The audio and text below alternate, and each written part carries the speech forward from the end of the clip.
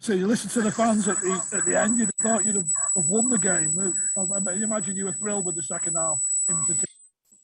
I thought the fans were excellent all the way through it, actually, because Man United were the better side in the first half. We never really got to grips with our performance, partly because they are a good outfit. We know that, but we never really got near what I was hoping for.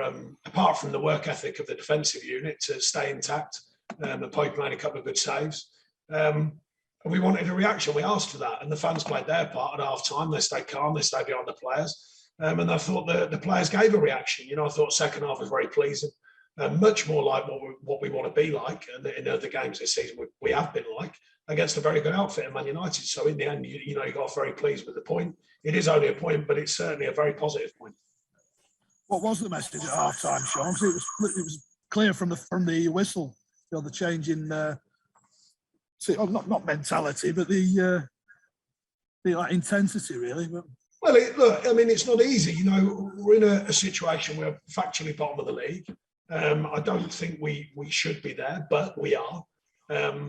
We've got to correct it, and it's difficult. You're playing against Man United, and there might be some noise about them, but you look at that team sheet. There's still some top players on there, So we didn't really get to grips with our performance, as I said, but we stayed intact, as I said. And then second half, I just reminded them. I said, look, the last 6 or 7 minutes of the first half, we had a few pockets of play, flashed a couple of great balls across their box, which they actually scored from a very similar situation with a cutback. I reminded them of that. I asked a bit more of a few individuals because I thought we were carrying a few in the first half. And then there was a really good reaction from every individual and from the team. And that's important, but the major thing for me, and I said to them afterwards, and they know this anyway, you can't wait for games to come your way. You have to make them come your way. And I've been talking a lot with the players about it. And first half, it's always a tough one. You could argue Man United were very good and they're a good outfit. We were maybe slightly off, or we were off and that made Man United very good. And that's always the trade-off. But second half, I was very, very pleased with the quality of the play, but also the demand of the players to go and take the game on. You like to see your strikers combine, and they certainly did for the goal. It was a superb goal. I thought they stuck at it really well. I thought first half we didn't give them the quality up to them that we wanted to. Second half, we did better. Val, I thought, was excellent all night with his work ethic in the first half, and Jay actually with the work ethic in the first half to just work and try and combine and play physical against a very strong Man United outfit. And then second half, play more technically. And find each other with good play. And the goal was an excellent goal. I mean, the combination, but, a great turn from Val, a great little slide. But then Jay's touch across Maguire, I think it was. That's what changes games, because the defender's he's in a nightmare situation and he brings him down, he's in trouble, he lets him go and he scores, which is a very calm finish. So pleased for Jay and pleased for Val, because they've worked very hard tonight for us. There's three sort of biggish decisions in the game. The VAR for the Varane goal, was that was that straightforward, just a nudge from Maguire? Well, the problem with the game now is that it has to be a foul because they get given everywhere on the pitch. So they get it given everywhere on the pitch, so why wouldn't it get given in the box? But then we've had the opposite, where they don't give certain things in the box that they give other place on the pitch. So there's always going to be contentious decisions. But then equally, I mean, the Maguire one, is that sending off? It probably could be. So look, over the season, you just hope you go on the right side of it. I think big decisions this season, I don't know the facts and stats, but my gut suggests that we haven't had many big decisions this season. So if we got one tonight, it's a debate, I think. I personally feel that they were right, the decisions were right. Even the Maguire one, personally, I don't really want to see players get sent off for that, because the ball's running. If the ball's sliding backwards or spinning and it's a slower ball, I think he goes. But because it's running, it's a debate for the referee and debate for the VAR. So, look, that's the way it goes. Yeah. Is Maxwell okay? Yeah, I mean, look, it's tough with us with Maxwell making decisions. I was almost not going to play him because of his fitness level, because of the risk of injury.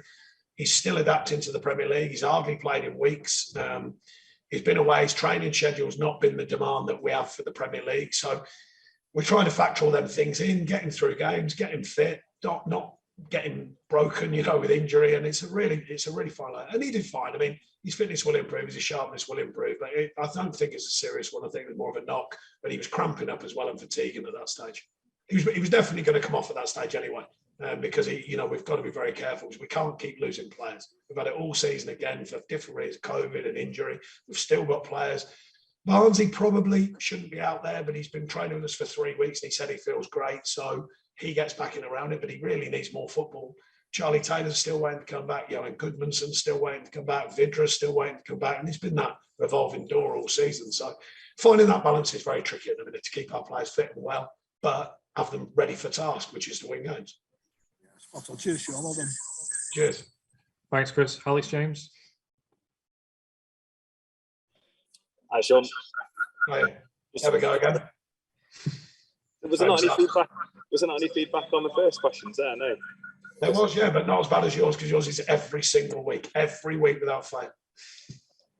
Well, it was all right on the weekend actually, but obviously not. No, it wasn't. Just following on from what Chris said then on Maxwell, he's obviously elected to start in wide left. It's getting worse. It's literally getting worse as we're talking. Could you speak a bit slower, Alex, see if that helps? You started Maxwell wide left tonight. Fantastic. Did you hear that?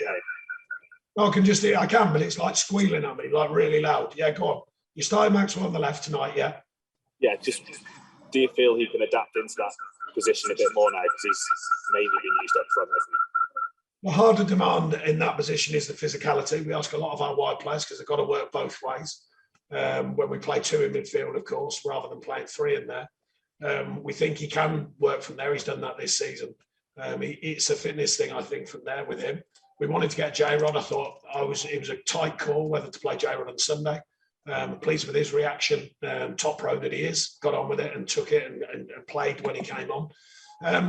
Pleased with that decision overall because I thought Maxwell had moments as the game progressed. I think he'll get sharper. He gave the ball away too many times by his standards tonight, but he'll get sharper, get his eye in.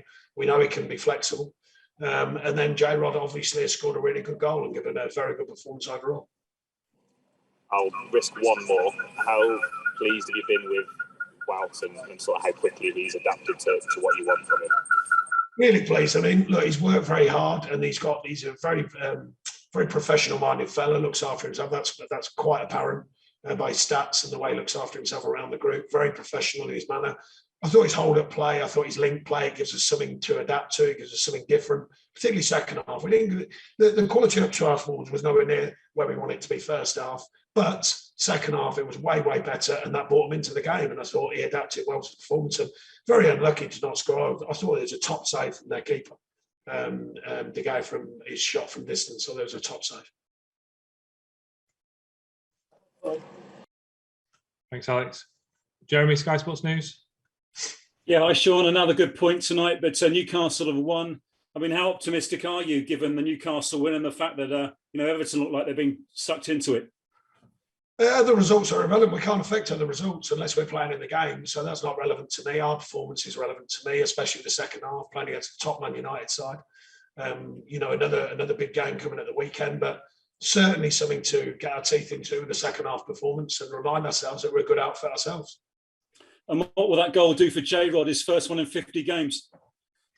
Yeah, look, I mean, he's a very good player. We believe in what he can do. He's never had a true run for us because of injury and COVID and all the rest of it. But over the years, he's shown what a top pro he is, and I thought he was tonight. I thought he stuck at it for us first half, working diligently without really getting too much service. And then second half, pops up with a fine goal and a lot of good link-up play with that. Thank you. Thanks. Any more questions? Cheers, everyone.